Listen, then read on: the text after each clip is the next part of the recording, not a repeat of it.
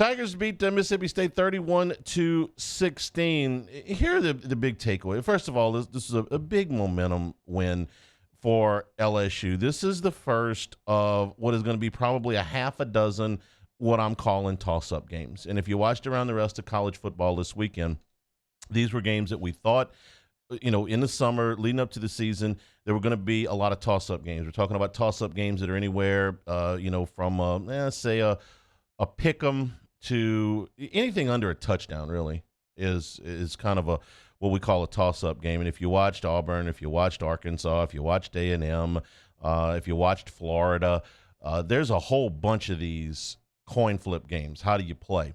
And LSU was a small underdog in their own stadium, and they went to the fourth quarter trailing.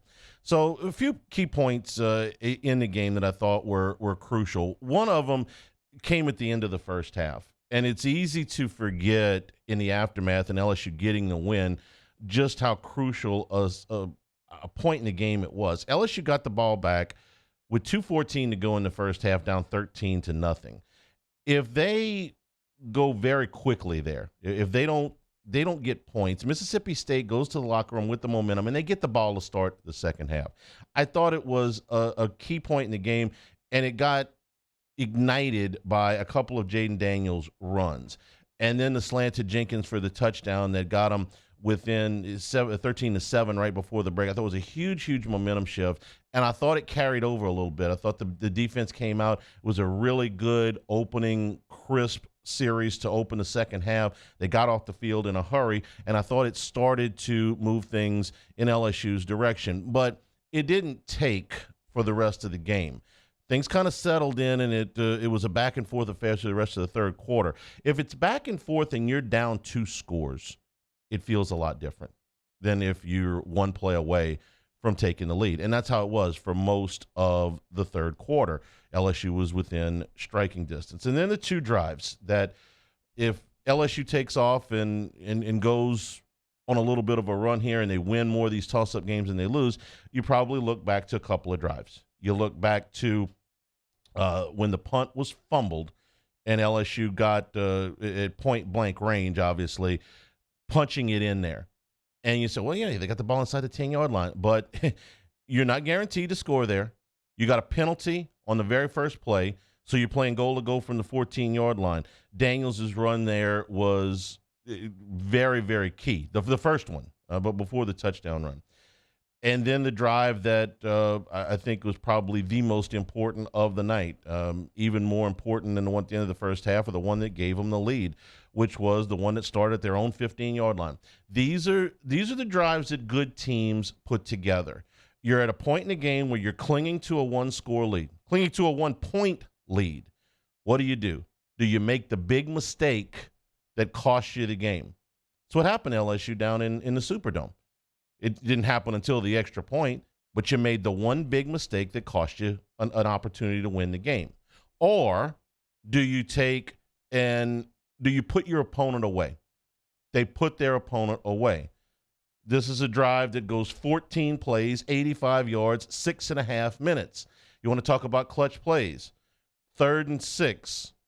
Daniels to Neighbors for the first down. 3rd and 2, Daniels to Neighbors for the first down. 3rd and 4, Daniels to Neighbors for the first down. 4th and 3, Daniels to Neighbors to set up 1st and goal. These are clutch plays. These are game-turning plays. If they don't make any of those plays, just one, then Mississippi State gets the ball with an opportunity to only kick a field goal and go back out in front. Instead, LSU seized the momentum, and they put their opponent away. 24-16 felt like it was a pretty safe lead. The way LSU's defense was playing at that point, the idea that Mississippi State would drive the length of the field, get a touchdown, get a 2-point conversion, get the game to overtime, score again, and win seemed pretty remote. And, of course, it didn't happen. It could have happened if a special teams breakdown, of which there were many for LSU on Saturday night, had not been called back for a penalty. A kickoff return that would have put Mississippi State with a near goal-to-go situation was called back because of a hold. I don't really want to talk about the call. I want to spend as little of my day talking about officiating in both this and the Saints game. The Saints game is going to be a little bit unavoidable, but I do not like to just sit here and complain about officiating. Umpiring, this ref called a foul, this ref called a pass interference. I mean, it's tired, okay? Referees make mistakes.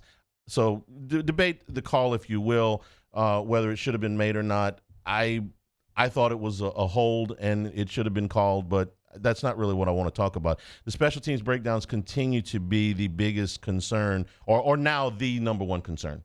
There was a list of concerns I had coming out of the Florida State game. The run game was one of them.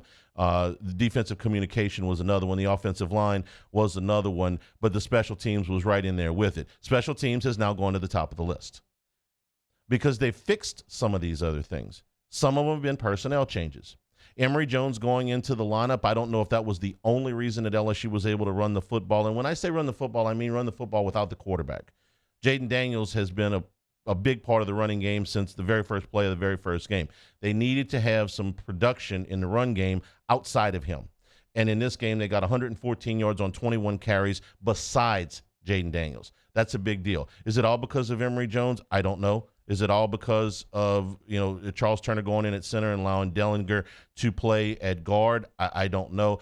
All I know is that the offensive line looked a hell of a lot better on Saturday night than it did 2 Sundays ago in the Superdome. You've made some personnel changes. I don't know that they've made really any schematic changes, probably not. But those personnel changes have paid off in the first, 3 weeks that we've seen them. They have gotten better. That's what you ask your coaching staff. You ask them to make adjustments. They didn't have all the answers in game number 1. It was the first game that ever coached this group.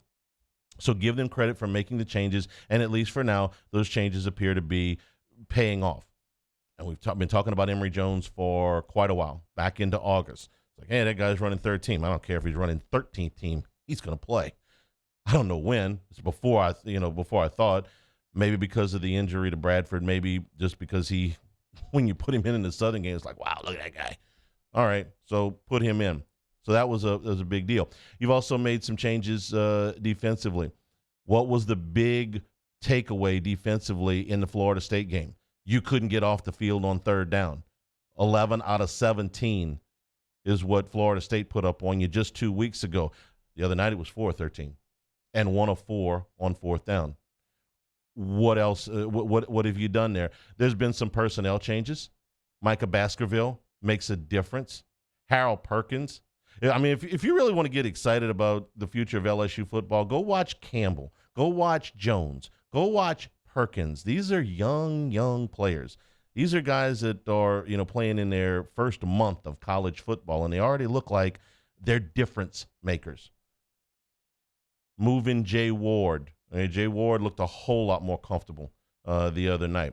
I didn't want LSU to lose Mason Smith. Wish they had him back. But if you don't like watching Mekhi Wingo play, then you don't appreciate somebody that busts his butt every single play because he's in there. So the communication issues, and if you don't communicate when you're playing a Mike Leach offense, you can get in a bind. Go back to the 2020 film of horrors if you don't believe that. They got a lot of that fixed. Some personnel, maybe some schematic things, whatever. Maybe they're just coaching it a little bit better. But watching the game the other night, I felt a lot like I did in 2005. 2005, the first 2 games were a horror show defensively. Players didn't get it, weren't communicating. Coordinator was he wasn't lost, but he was figuring a lot of things out. So Sam Keller, who would go from there to obscurity, light you up for over 400 yards on opening night. 2 weeks later, they had it fixed. That was when Bo Pelini was in his prime. That was Bo Pelini 1.0. Bo Pelini 2.0 here in Baton Rouge wasn't as well received, but 1.0 was pretty good. Took him 2 games. Matt House told you when he got hired, I think the guy's a future star. Had a rough go to open up. Had some communication issues. Didn't feel comfortable. 2 weeks later, went a long way to getting it fixed. Is it fixed for good? Does this mean that nobody else is going to have offensive success against LSU? Of course not. But watch the Florida State game. Watch this game. Did they get better? Got a lot better.